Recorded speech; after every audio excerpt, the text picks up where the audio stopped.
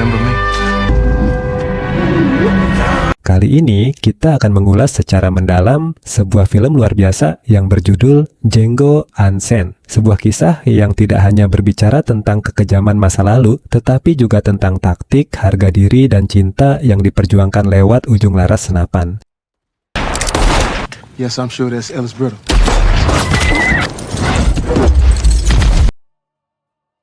Cerita dimulai pada tahun 1858 di wilayah Texas. Di tengah keheningan malam yang membeku, sekelompok budak berjalan dengan kaki di rantai besi. Mereka baru saja dibeli dari pasar budak dan sedang digiring oleh sepasang bandit kejam bernama Spek bersaudara. Di barisan belakang, kita diperkenalkan dengan karakter utama kita, yaitu Django. Di balik tatapan matanya yang tajam, Django menyimpan penderitaan mendalam, punggungnya hancur dipenuhi luka cambuk.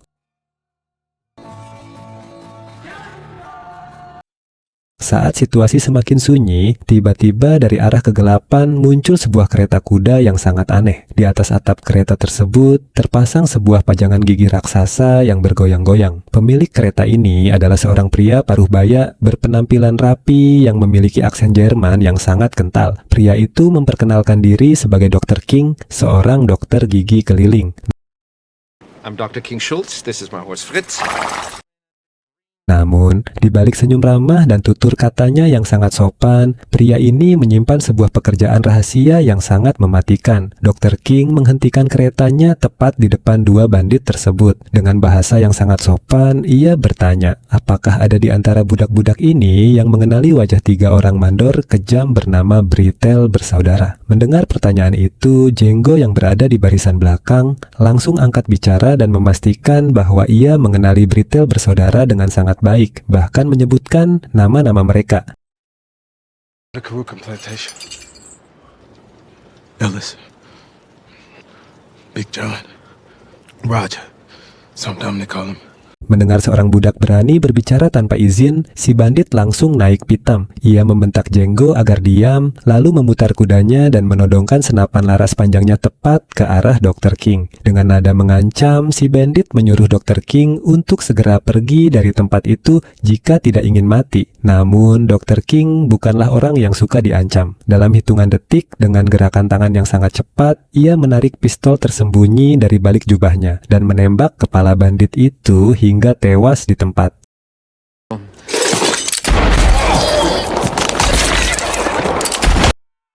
Kuda bandit yang satu lagi juga tertembak, membuat kakinya patah tertimpa badan kuda yang tumbang. Dr. King yang puas dengan jawaban Django kemudian turun dari kereta, mengambil surat kepemilikan Django dan melemparkan sekantong uang ke arah bandit kedua yang terluka di tanah sebagai bayaran yang sah. Also, Mr. Speck, and 5 for you. Sebelum pergi membawa Django, Dr. King melemparkan kunci gembok rantai kepada para budak lainnya. Ia memberikan mereka pilihan, menolong bandit yang kejam tersebut atau menembaknya dan berjalan kaki menuju kebebasan. You gentlemen have two choices. You could unshackle yourselves. Tanpa ragu, para budak itu menghabisi si bandit yang tersisa dan berjalan pergi sebagai orang merdeka. Keesokan harinya, Dr. King membawa Django masuk ke sebuah kota kecil bernama Dotry. Kehadiran Django yang menunggangi kuda sendiri membuat warga lokal panik dan heran karena pada masa itu seorang kulit hitam dilarang keras menunggangi kuda layaknya orang kulit putih.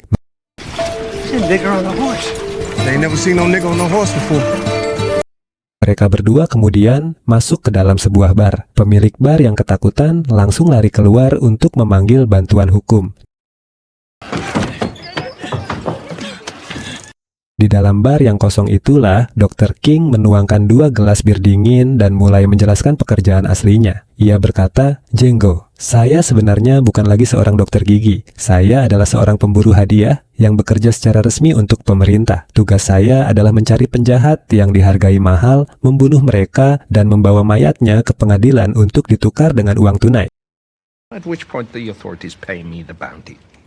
Dr. King kemudian menawarkan sebuah kesepakatan. Saya pribadi membenci perbudakan, namun saya membutuhkan matamu untuk mengenali Brittle bersaudara. Jika kamu membantuku menemukan mereka, aku akan memberikanmu uang, seekor kuda, dan surat kebebasan resmi yang sah di mata hukum. Django yang melihat ini sebagai jalan untuk membalas dendam sekaligus merdeka, langsung menerima tawaran tersebut. On one hand, I despise slavery. $25 per brother. Tidak lama kemudian, sheriff kota tersebut datang dengan sikap yang sangat sombong. Diikuti oleh kerumunan warga, ia berteriak menyuruh Django keluar dari bar. Dr. King dengan sangat tenang keluar menemui sheriff tersebut di tengah jalan umum. Namun, sebelum sheriff sempat menyentuh senjatanya, Dr. King bergerak lebih cepat. Sebuah tembakan tepat mengenai dada sheriff membuatnya tewas seketika di atas tanah. Tentu saja seluruh kota langsung gempar.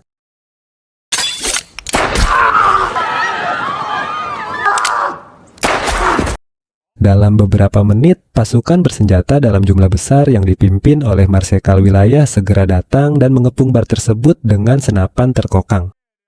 We got 100 rifles aimed at every way out of that building. Namun, Dr. King sama sekali tidak panik. Ia keluar dari bar sambil mengangkat tangan, meminta waktu untuk menjelaskan situasi hukumnya. Di depan marsekal, Dr. King menunjukkan selembar surat perintah resmi dari pengadilan yang ditandatangani langsung oleh hakim wilayah. Ternyata, sheriff yang sangat dihormati di kota itu sebenarnya adalah seorang buronan pembunuh massal yang telah melarikan diri dan menyamar selama bertahun-tahun. Like yourself, Marshal, I'm a servant of the... is actually a wanted outlaw by the name... Karena Dr. King membawanya dalam keadaan mati sesuai instruksi surat perintah, tindakan penembakan itu dinyatakan sah dan tidak melanggar hukum. Di momen inilah, Django mendapatkan sebuah pelajaran berharga, bahwa jika seseorang memiliki izin hukum yang tepat, ia bisa menembak orang-orang jahat tanpa perlu takut dihukum. Setelah urusan selesai, Dr. King menepati janji pertamanya untuk membelikan Django pakaian baru yang layak. Karena seumur hidupnya selalu diatur dan hanya memakai kain karung, Django memilih setelan jas berwarna biru cerah yang sangat mencolok dengan kerah besar yang unik. Meskipun penampilannya membuat warga sekitar heran, bagi Django, pakaian itu adalah simbol pertama dari harga dirinya sebagai manusia yang bebas menentukan pilihannya sendiri. Misi pertama membawa mereka jauh ke sebuah perkebunan kapas raksasa milik seorang bangsawan kejam bernama Spencer Bennett yang akrab dipanggil Big Daddy. Berdasarkan informasi rahasia Dr. King, 3 orang Brittle bersaudara saat ini bekerja di sana sebagai mandor baru dengan menggunakan nama samaran. Untuk bisa masuk ke perkebunan tersebut tanpa dicurigai, Dr. King menyusun taktik penyamaran. Ia berpura-pura menjadi seorang pengusaha kaya yang ingin membeli seorang budak perempuan dengan harga tinggi untuk dijadikan pelayan rumah tangga, sementara Django bertindak sebagai penasihat pribadinya yang ahli dalam menilai kualitas budak. I wish to purchase one of your nigger gals. Kedatangan Django yang mengenakan jas biru mencolok dan menunggangi kuda kembali membuat Big Daddy marah. Namun karena tergiur uang, Big Daddy menahan amarahnya dan mengizinkan mereka berkeliling. Take him around the grounds here and show him all the pretty stuff. Di tengah perjalanan menyusuri ladang kapas inilah, sebuah kisah sedih tentang masa lalu Django terungkap. Django menceritakan kepada Dr. King tentang istrinya, Brumhilda. Nama unik itu diberikan karena Brumhilda dulunya dibesarkan oleh seorang majikan keturunan Jerman yang membuatnya pintar berbicara bahasa Jerman. Django dan Brumhilda sempat melarikan diri bersama dari perkebunan lama mereka, namun takdir berkata lain. Mereka tertangkap oleh Brittle bersaudara. Sebagai hukumannya, pipi Brumhilda dicap dengan besi panas. Mereka disiksa secara kejam di depan satu sama lain dan dijual terpisah ke tempat yang berbeda.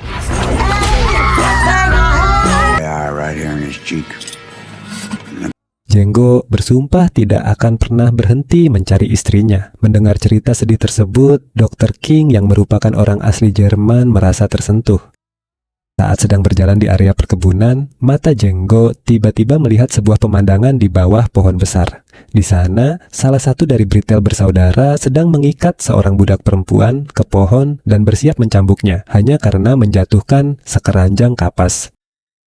Melihat wajah pria yang dulu menyiksa istrinya ada di depan mata, amarah Django meledak. Tanpa menunggu aba-aba dari Dr. King, Django langsung memacu kudanya, melompat turun, dan merebut cambuk dari tangan mandor tersebut. Dengan amarah yang meluap-luap, Django ganti mencambuk pria itu berkali-kali hingga tersungkur ke tanah. Ketika pria itu mencoba mengambil senjatanya, Django menarik pistolnya dan menembak dadanya hingga tewas. Like the way you die, boy.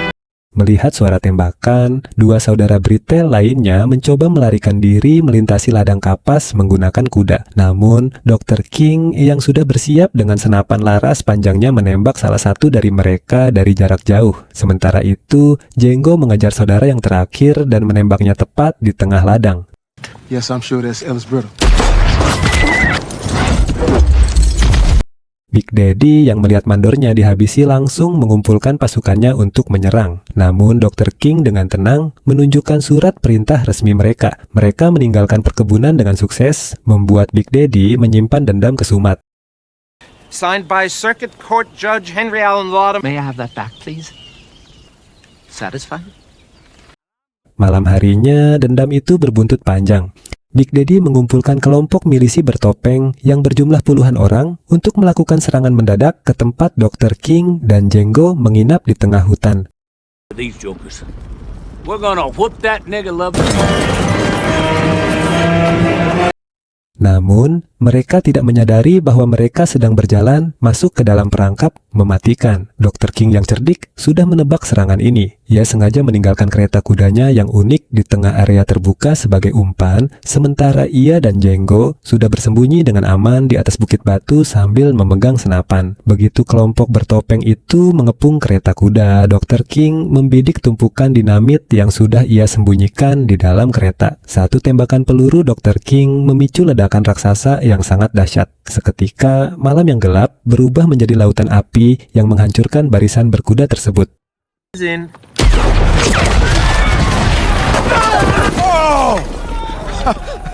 Django yang berada di sampingnya memanfaatkan kesempatan itu untuk menembaki sisa-sisa pasukan yang kocar-kacir. Big Daddy sendiri yang mencoba melarikan diri dengan kuda berhasil dibidik oleh Django dari jarak ratusan meter. Sebutir peluru tepat menembus dadanya, mengakhiri hidup sang tuan tanah yang kejam tersebut.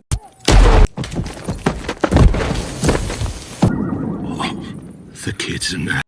Waktu pun berlalu, melewati musim dingin yang keras di mana Dr. King melatih Django menjadi seorang penembak jitu yang sangat cepat dan tepat. Django kini bukan lagi seorang budak yang ketakutan. Ia telah berubah menjadi seorang koboi sejati dengan pakaian kulit yang rapi dan kacamata hitam yang keren.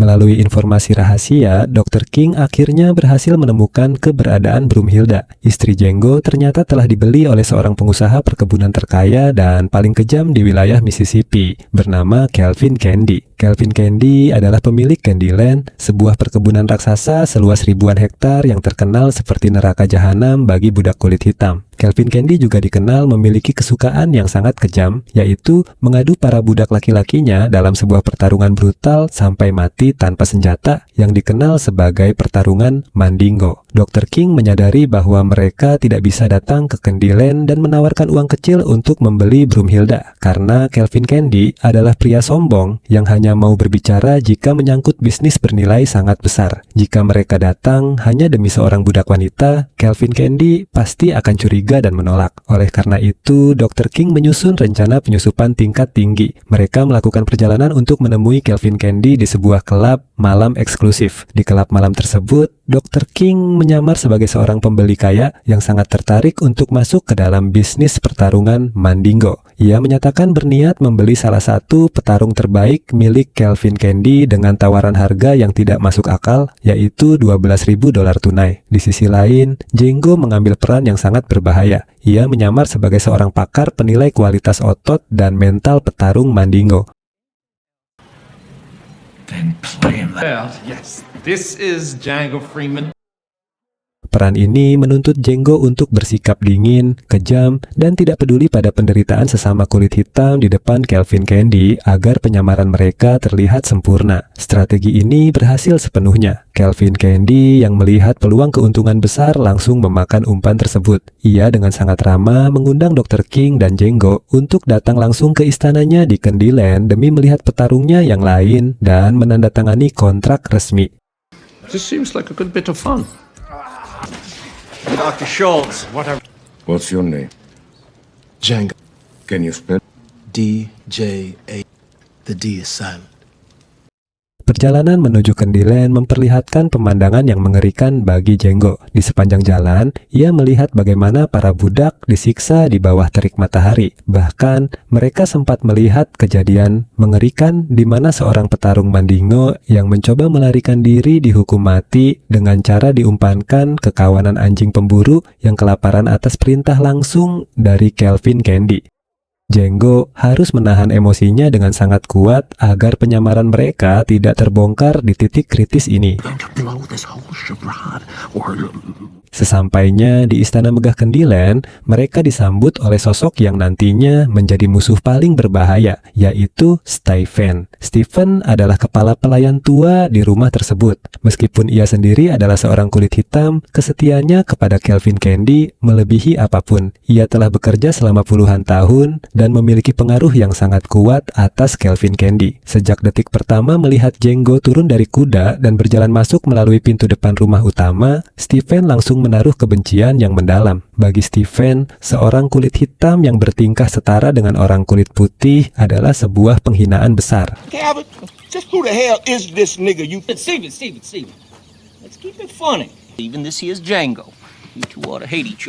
Sesuai rencana yang diatur sebelumnya, setelah tiba di sana, Dr. King berpura-pura mengeluh kurang sehat karena kelelahan perjalanan dan meminta agar seorang budak perempuan yang bisa berbahasa Jerman dihadirkan di kamarnya untuk membantu berkomunikasi. Budak perempuan itu tentu saja adalah Brumhilda. Well, it's not every nigga speaks German, don't you know? Ketika Brumhilda masuk ke dalam kamar dan melihat Django berdiri di sana, wanita itu hampir pingsan karena terkejut. Hey, little troublemaker. Malam harinya, sebuah acara makan malam yang mewah diadakan di meja makan utama Istana Candyland untuk merayakan kesepakatan bisnis bernilai besar tersebut. Suasana awalnya berjalan dengan sangat formal. Namun, di balik dinding ruang makan, Stephen yang jeli mulai menghubungkan titik-titik kecurigaan. Ia memperhatikan bagaimana Brumhilda gemetar saat menuangkan minuman untuk Django, dan bagaimana tatapan mata Django selalu mengikuti kemanapun Brumhilda berjalan. Menyadari ada yang tidak beres, Stephen memanggil Kelvin Candy ke ruangan kerja rahasianya. Di ruangan tersebut, Stephen dengan licik menjelaskan analisisnya. Ia berkata bahwa Dr. King dan Django sebenarnya sama sekali tidak tertarik pada bisnis pertarungan. Uang belasan ribu dolar itu hanyalah tipuan. Tujuan asli mereka datang jauh-jauh adalah untuk menyelamatkan budak wanita bernama Brumhilda. Hey, for that girl. Yeah. For no muscle bound. Killed it. Django. Kelvin Candy kembali ke ruang makan dengan ekspresi wajah yang berubah total menjadi sangat menyeramkan. Di depan para tamunya, ia membawa sebuah tengkorak manusia tua. Sambil berbicara dengan nada penuh ancaman, Kelvin Candy mengambil sebuah gergaji kecil dan mulai memotong bagian belakang tengkorak tersebut. Old Ben here would shave my daddy. There have been a lot of lies set around this dinner table here tonight. Dalam puncak kemarahannya, Kelvin Candy menggebrak meja makan dengan sangat keras. Telapak tangan kanannya terluka teriris pecahan gelas kaca. Sambil mengoleskan darahnya ke wajah Brumhilda yang ketakutan, ia memberikan ancaman terakhir yang sangat kejam. Dr. King harus membeli Brumhilda saat itu juga dengan harga 12.000 dolar tunai, atau ia akan menghancurkan kepala wanita itu dengan palu. With my property, whatever I so desire, Broomhilda here is my property. Take this goddamn hammer here and beat her! Dalam situasi buntu di mana puluhan senapan pengawal langsung mengarah ke dada mereka, Dr. King dan Django tidak memiliki pilihan lain. Demi menyelamatkan nyawa Brumhilda, Dr. King terpaksa menyetujui pemerasan tersebut, mengeluarkan seluruh uang tunainya, dan surat kebebasan resmi Brumhilda pun ditandatangani di bawah tekanan maut.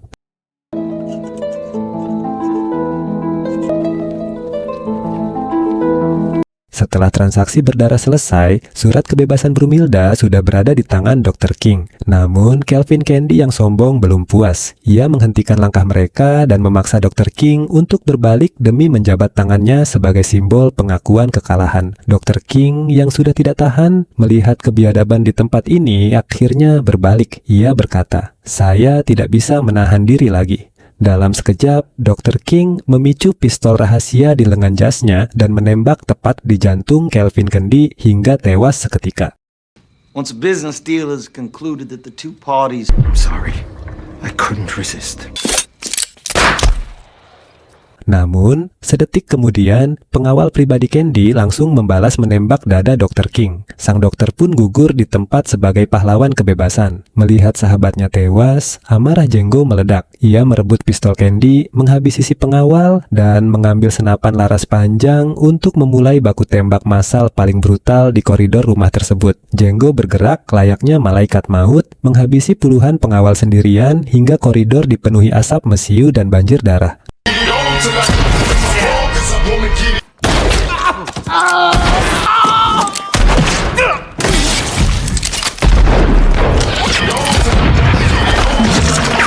Namun, Django akhirnya kehabisan peluru. Saat terjebak, Stephen berteriak dari lantai atas dan mengancam akan mengeksekusi Brumhilda jika Django tidak menyerah. Demi keselamatan istrinya, Django terpaksa menjatuhkan senjata dan menyerah. Throw your gun out. I said I give up.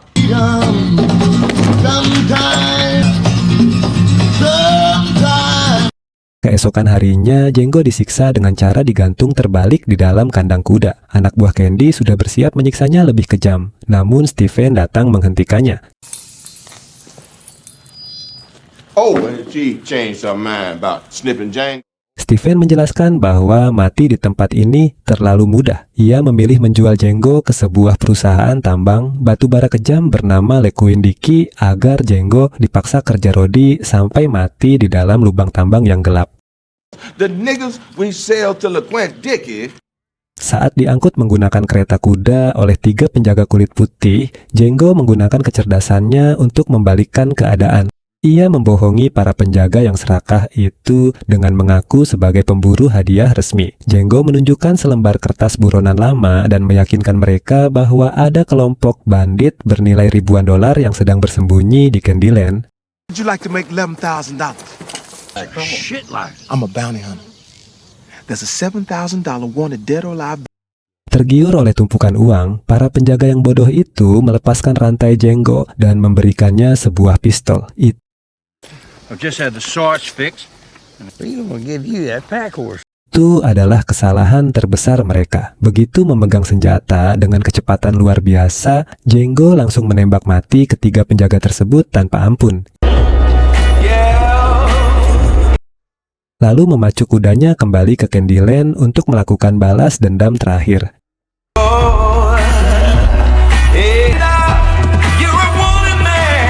Django tiba kembali di Candyland pada sore hari. Dengan taktik bersembunyi, ia menghabisi 2 penjaga barak secara diam-diam dan berhasil membebaskan Brumhilda. Setelah menyembunyikan istrinya di tempat aman di luar pagar perkebunan, Django masuk ke rumah utama, mengambil kembali pakaian koboi dan kacamata hitamnya. Menjelang malam, sisa keluarga Candy dan pengawal mereka baru saja pulang dari upacara pemakaman. Saat mereka sedang meratapi kematian sang tuan tanah, Django muncul di puncak tangga sambil memegang pistol dan berkata dingin, "Kalian semua mencari saya." Tanpa keraguan, Django langsung menghabisi pengacara dan pengawal yang tersisa. Ia juga menembak mati adik perempuan, Candy, Larali, hingga tubuhnya terlempar masuk ke kamar sebelah. Kini, musuh yang tersisa hanyalah si pengkhianat, Stephen. Django tidak memberikan kematian yang cepat untuknya. Ia membidik dengan tenang dan menembak hancur kedua lutut Stephen hingga pelayan licik itu lumpuh merangkak di lantai. Y'all two run along now. Not you, Stephen. Your kneecap. Django kemudian berjalan keluar menemui Broomhilda di halaman rumah yang luas. Sebelum menaiki kudanya, ia menyulut sumbu mesiu yang terhubung langsung dengan tumpukan dinamit di dalam istana tersebut. Sambil menatap istrinya, Django membuat kudanya menari merayakan kemenangan, tepat sebelum seluruh bangunan megah kendilin meledak hebat, berkeping-keping, dan mengubur Stephen hidup-hidup di dalam lautan api. Di bawah sinar bulan, Django dan Broomhilda memacu kuda mereka pergi menuju kebebasan yang sejati sebagai manusia merdeka. Dari kisah perjuangan Django, kita mendapatkan sebuah pesan moral yang sangat mendalam, bahwa kebebasan dan harga diri adalah hak paling mutlak bagi setiap manusia yang tidak boleh dirampas oleh siapapun. Melalui keteguhan hati Django, kita diajarkan bahwa cinta sejati dan keadilan adalah kekuatan terbesar yang mampu meruntuhkan dinding penindasan paling kejam sekalipun. Ketika hukum dunia gagal membela yang lemah, maka keberanian untuk bangkit dan berjuang adalah satu-satunya jalan menuju kemerdekaan yang sejati. Sampai jumpa di ulasan alur cerita film seru selanjutnya.